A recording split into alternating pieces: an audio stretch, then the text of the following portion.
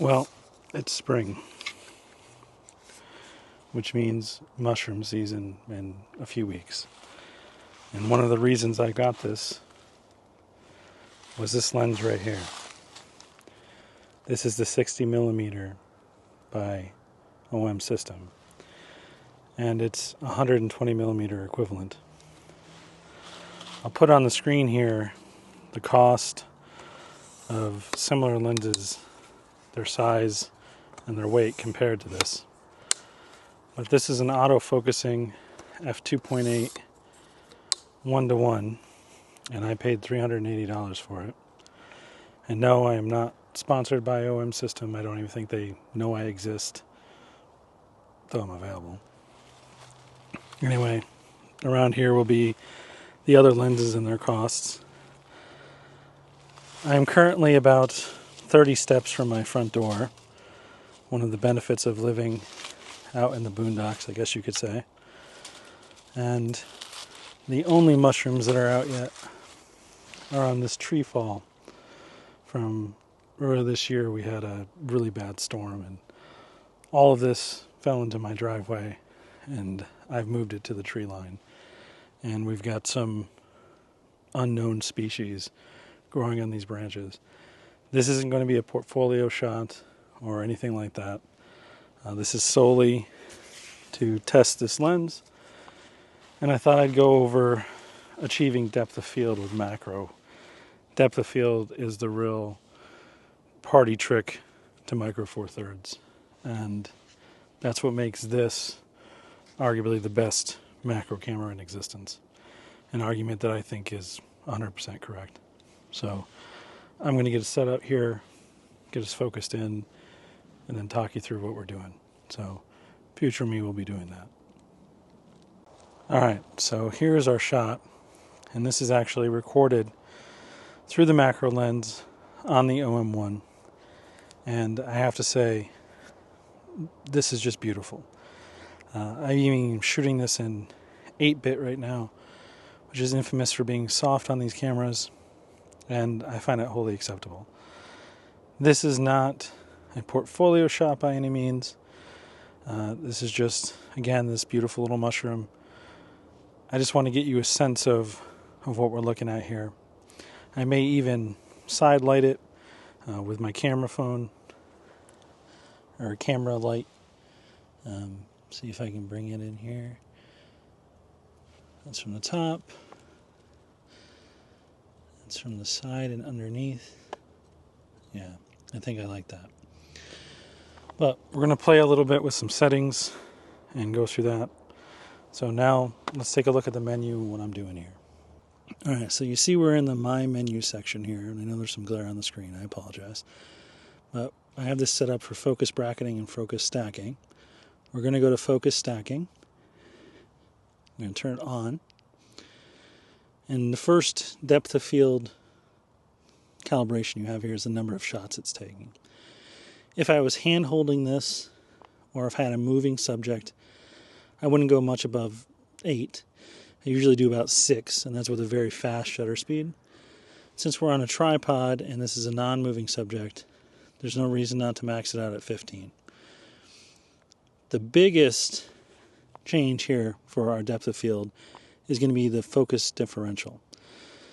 So this is how many, essentially how much of the area is going to be in focus.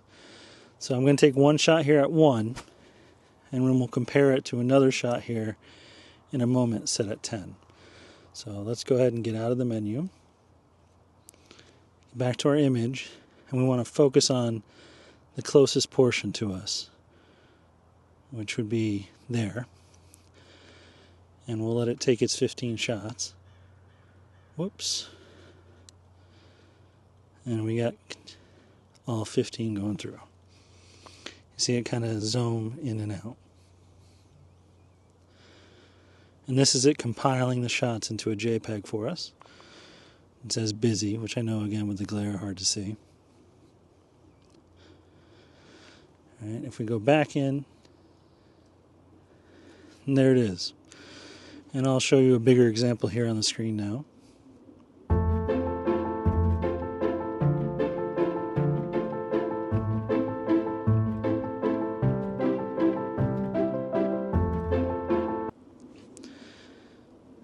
let's go back into the menu, and we're going to set this to 10.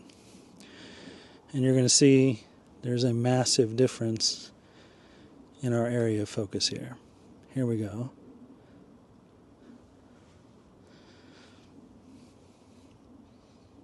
Focus on the closest part.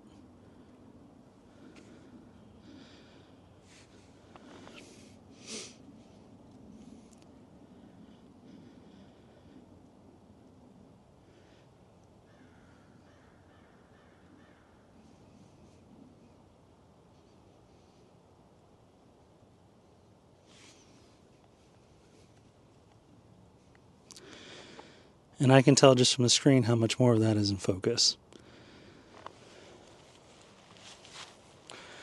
So next, I'm going to play around with some light here, see if I can't get a better quality shot, and I'll share those with you here in a moment.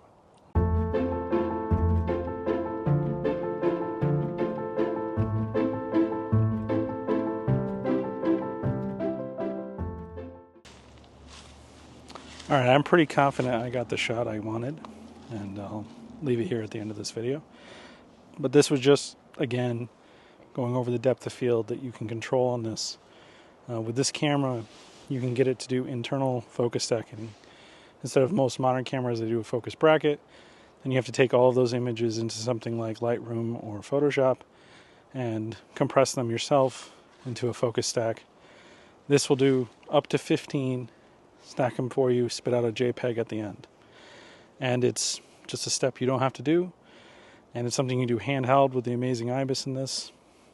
I love it. Let me just take you through what we have right here. So this is what I'm shooting on. This is a cheap little tripod. I don't have a flash, so I'll do that in a future video.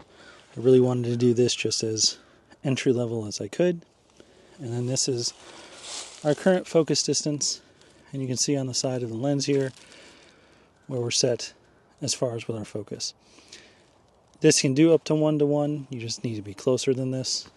I couldn't be happier with my purchase. I couldn't be happier with this system. One of the main reasons I went to Micro Four Thirds from full frame was these macro capabilities. I've had this lens for a couple of days, playing around with it, and the experience I got on some of the other lenses, it's just a how-to for idiots, for lack of a better term. I'm not the smartest man in the world, but I'm able to do this and set it up literally 10 steps from my front door. So you're probably going to see some more macro videos. You're probably going to see some mushroom hunts and things like that. If this is something you're interested in, and if you stuck around this long, give me a like, subscribe, and comment what your thoughts are, and I'll see you in the next one. Bye for now, guys.